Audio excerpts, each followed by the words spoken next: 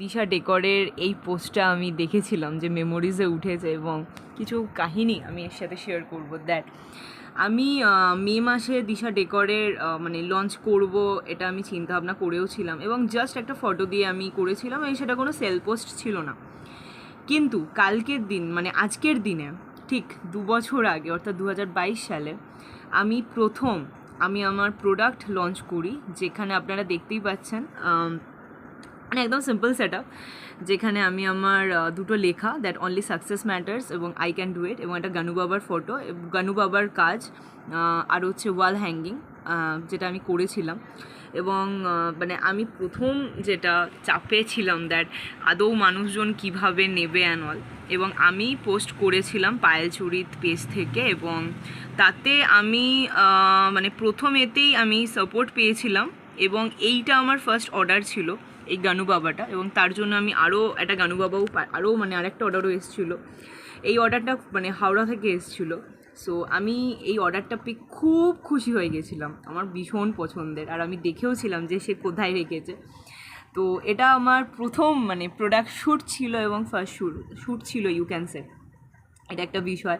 এবং দিশা ডেকরের যে পেজটা সেটা আমি এখান থেকেই শুরু করি এবং এখন তো পেজের মানে চেহারাও পুরো পুরো বদলে গেছে, পুরো চেহারাই বদলে গেছে, সেটা আপনারা দেখতেই পাচ্ছেন, যেখানে মানে আরও প্রফেশনাল হয়ে গেছে, যেখানে আমি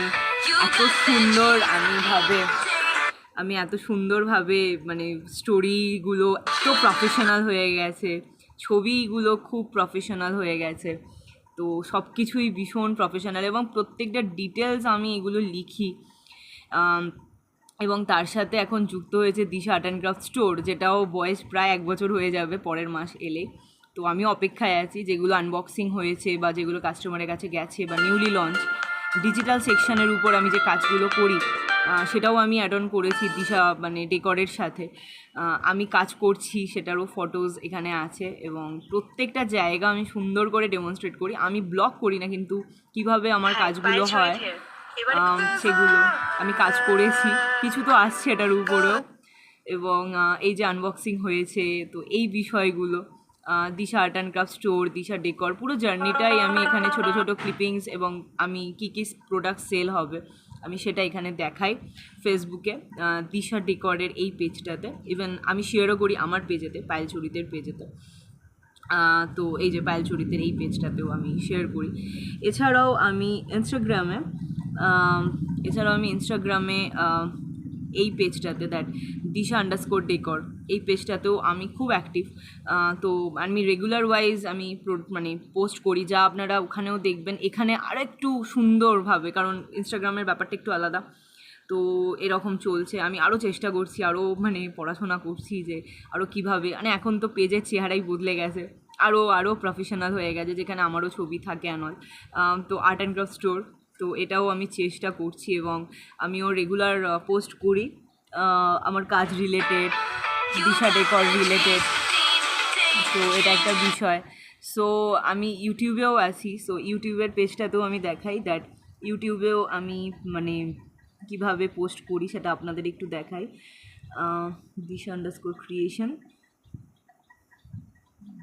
হ্যাঁ, যেখানে আমার 83টা সাবস্ক্রাইবার, আমার 100টা হওয়া নিয়ে আমি খুব এক্সাইটেড আছি। আমি জানি না কবে হবে, বাট আমি ইউটিউবটা নজর দিচ্ছি, চেষ্টা করছি, যেখানে আমি কমিউনিটি পোস্টে আমি শেয়ার করি, যেখানে আমি শেয়ার করেছি, ইভেন এটাও শেয়ার করেছি, আমি এগুলো সব শেয়ার করি। মানে এখানে তো দিশা ইনস্টিটিউটেডও থাকে, দিশা ডেকরেরও থাকে, বাট পার্টিকুলারলি এই ভিডিওটা Disha decor and art and craft স্টোরের জন্য, যেখানে আমি শেয়ার করেছি এই যে।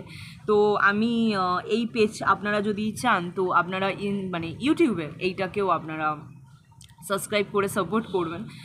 আপনাদের সাপোর্টটা ভীষণ ভীষণ দরকার, যেখানে আমি আমার ছোটো ছোটো পদক্ষেপগুলো মানে ছবি মানে ছোটো ছোটো ক্লিপিংসের মাধ্যমে অ্যাড অন করি, which I love the most. So this is all about, আর কিছু বলা নেই, কারণ আমি আমার প্রোডাক্ট এটার মধ্যে দিয়েই আজকেই লঞ্চ করেছিলাম। সো আজকের তারিখটা মানে সত্যিই খুব স্পেশাল আমার জন্য। So this is all about, thank you very much, bye, take care.